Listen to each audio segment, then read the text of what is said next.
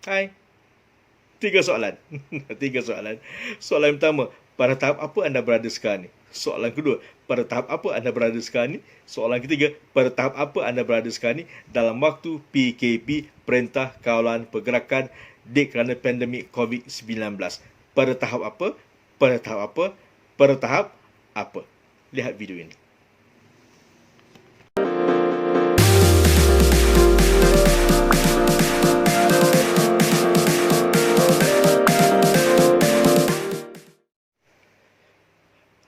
Hai, Assalamualaikum warahmatullahi taala wabarakatuh. Apa khabar semua?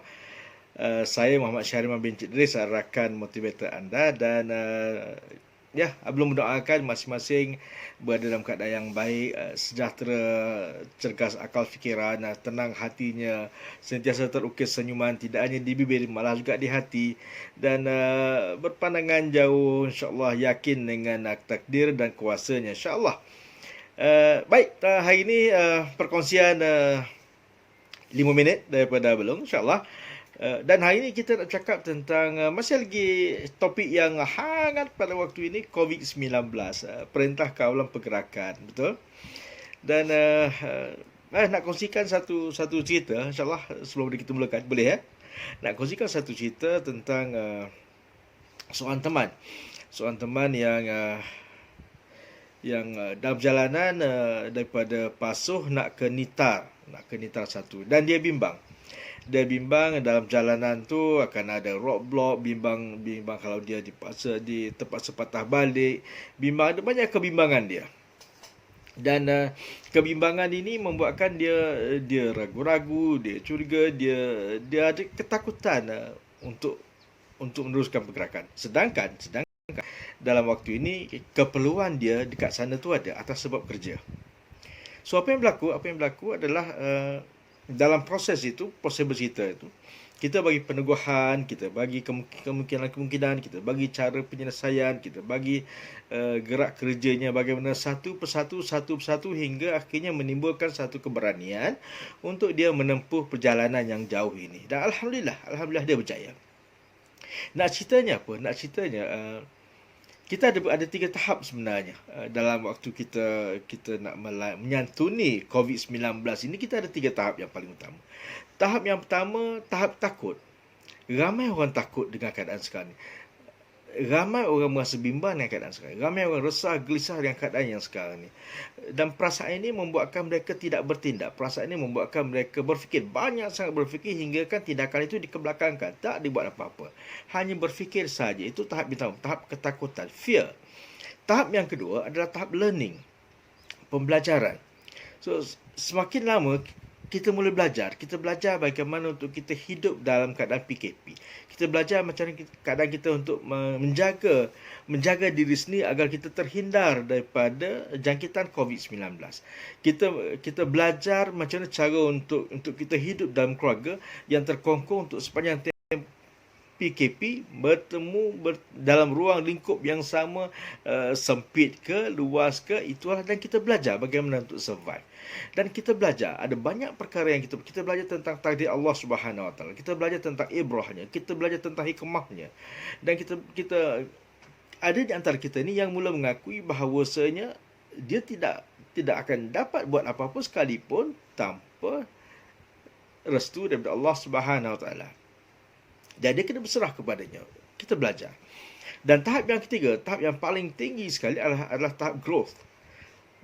Growth bermaksud apa? Growth bermaksud kita tidak hanya belajar, malah kita berkembang dengan pembelajaran itu. Kita tidak hanya belajar, malah kita mula menguasai keadaan itu. Kita tidak hanya belajar, malah kita mula mendominasikan keadaan. Tidak ada lagi ketakutan, hingga akhirnya pada kita apa yang berlaku itu adalah benda yang biasa-biasa yang boleh kita atasi mengikut step-step yang betul. 3 tahap. So, pertanyaan Abelong adalah pada tahap mana ni rakan Abelong sekarang ni yang sedang melihat video ni, pada tahap mana anda berada sekarang ni? Adakah masih lagi pada tahap fear, ataupun pada tahap learning, ataupun sudah pada tahap growth? Hari ini kita hari Jumaat 3 April 2020, dan kita akan menempuh pengakhiran PKP fasa yang kedua ini pada 14 April 2020. Wallahu alam, sama ada akan tamat pada 14 April ataupun dipanjangkan lagi. Wallahu alam. Namun persoalan yang paling utama yang nak belum tanyakan adalah ataupun nak belum utarakan adalah, adakah pada waktu PKP ni sepanjang masa kita akan sentiasa berada dalam keadaan ketakutan? Boleh ya? Itu stage yang pertama. So stage yang pertama seharusnya berlaku hanya pada waktu sehingga 31 Mac. Waktu yang kita benar-benar takut, kita bimbang sehinggalah kita trauma untuk berbuat apa saja, hingga kan kita fobia untuk buat apa saja. Orang bersin sekalipun kita dah mula rasa macam dah lain macam, kan? Ketakutan yang melampau-lampau, trauma, fobia, ataupun kita sudah mula belajar bagaimana untuk hidup dalam keadaan PKP. Ramai yang belum percaya sudah belajar.